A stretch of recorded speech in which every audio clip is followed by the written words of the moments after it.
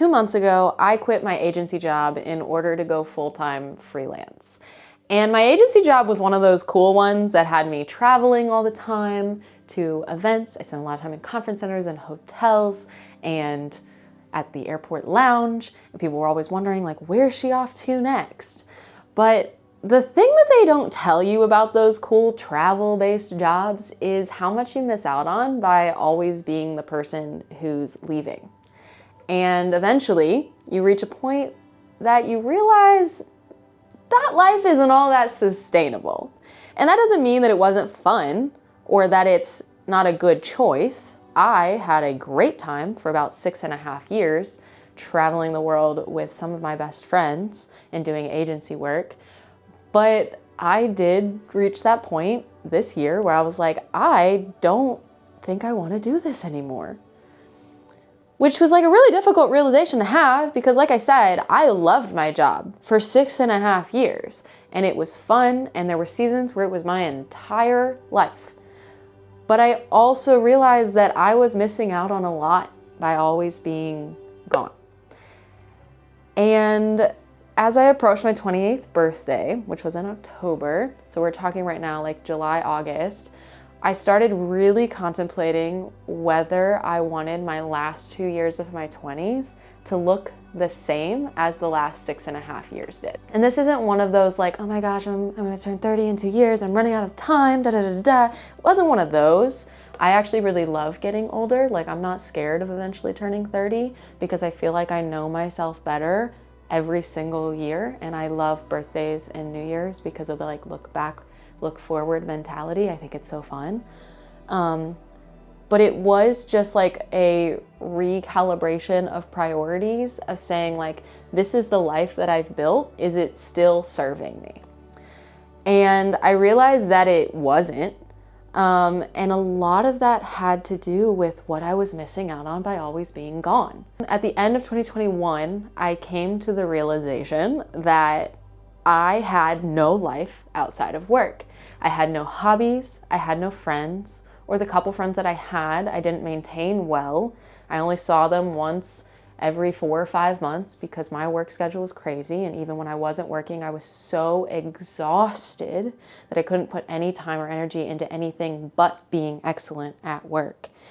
I got into therapy because I was so exhausted. My executive functioning crashed out. So I finally got myself in therapy, which was really, really helpful. But one of the main realizations was this, like, my entire life revolves around work. All my friends are there. And to be fair, I had these friends before I went to work. Like, we'd been friends for a long time. Literally, my best friends were all there.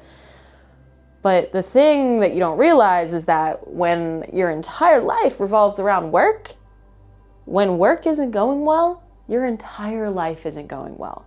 It is so vitally important that you have multiple community circles.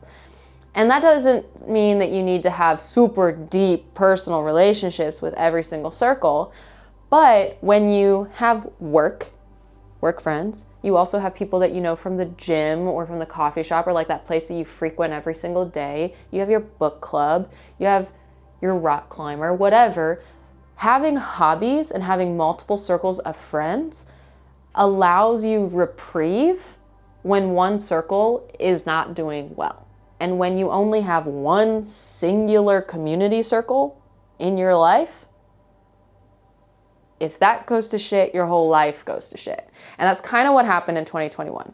So I spent 2022, 2023 really learning to put boundaries around my work, to put more time and effort into my friendship circles outside of my work and outside of the industry that I'm in. I really doubled down on putting time into hobbies. That's when I started reading again. That's when I started making content about that. That's when I learned I didn't learn to crochet. That's when I learned to knit. I started going to a community group. Like, I have spent the last 2 years really putting time into community and creating a much healthier environment for my brain. And I can say, I am exponentially more healthy now than I was in 2021. But this year I realized that if I wanted to continue that trajectory and continue prioritizing those things in my life that make my life good and nice to live in, that my job was gonna have to go. And that was also hard because I didn't know what I wanted to do after that, because yes, I was gone all the time for this agency work, but I also had very little oversight. Like, I was very autonomous, and I loved it. And I knew if I went the route of getting hired by another agency, I'd probably lose a lot of that. But also going freelance kind of scared me to death because I'm really good at doing the work. Like, there's plenty for me to learn and there's so many areas I want to grow, but I know what I'm good at, and I know that I'm good at doing the work and getting it done and no one having to worry about me getting it done. Like, I'm good at it.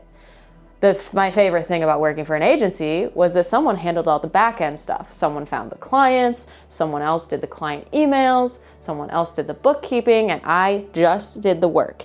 And even if that work was sucky or not fun, it was still the work I wanted to do and I was good at. And I know myself. I know that the back end is where I struggle. Anytime I've been given project management, I've wanted to die. So I was a little bit worried about that. But I also knew that the life I wanted was probably most compatible with freelance.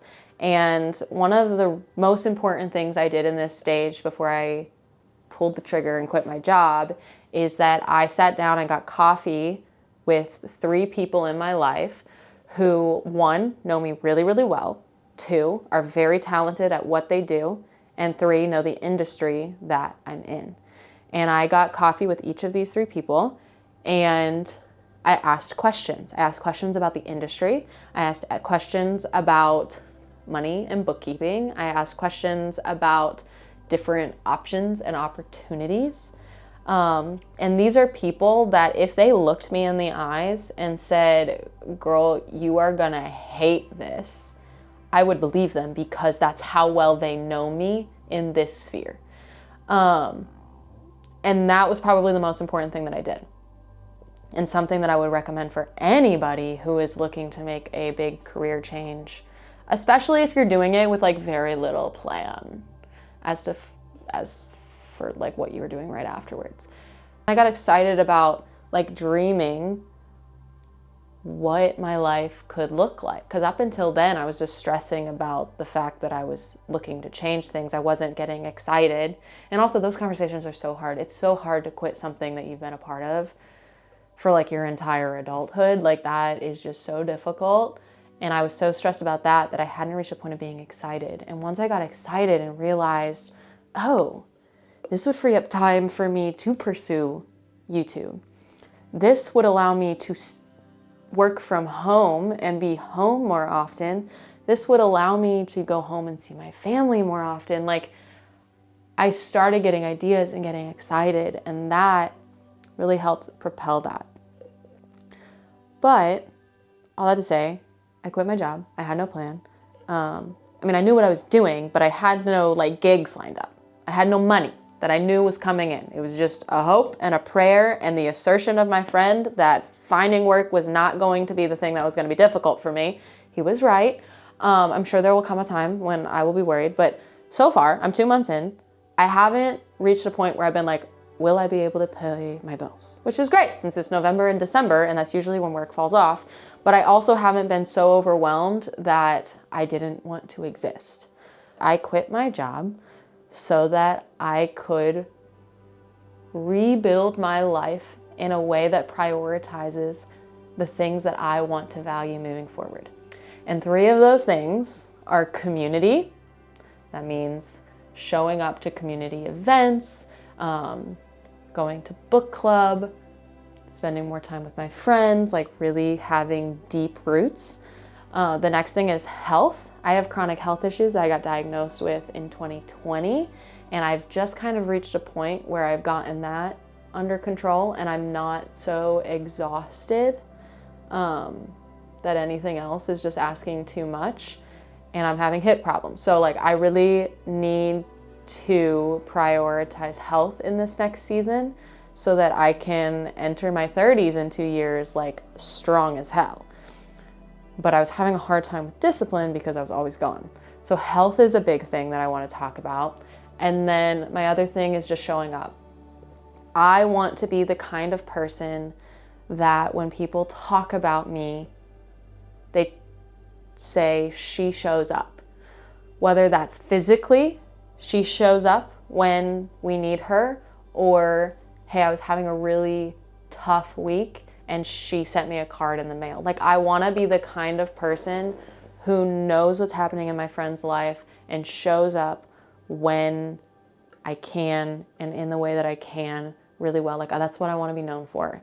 And I have not been as good at like the caliber at which I have shown up in the last few years has not been where I want it to be. So those are my 3: community, health, showing up, that I want to make some videos around and taking you all with me while I figure out what that looks like, and I try and I fail and I try again, and I just do this very messy figuring it out stage. And I want to take y'all with me because it's something I'm passionate about, and you're way more likely to make good content and stick with something if it's based around something that you're really passionate about. So that's kind of what you can expect moving forward. I know this was a long yap. Hopefully my other ones will have more fun little edit things because that'll be entertaining. But I'm really, really excited about it. I'm really excited to double down and do more YouTube stuff. This is something that I've wanted to do for like 2 years, and the timing just didn't feel right. And I know some people manage to build something in their free time while still having a full-time job, and that just didn't really feel like something I was going to be able to do because all day, every day I made content for my job, and then after hours that just felt too hard. But I'm in a position where I have a little bit more breathing room, and so I think I'm going to be able to do it, and I'm really excited as we finish up 2024, head into 2025 to double down on this and get to know you all and make some stuff that I'm really, really proud of. I've got a sore throat, so I'm gonna go make some actual tea because I'm gonna be 100% honest with you. This is just filled with water. I'm better than Hallmark because there is water in here. There is liquid in here, but it's not tea. And I need tea now because I've now spoken for the last 40 minutes trying to get this video done. So anyhow, like and subscribe, all that jazz. Love y'all. Bye.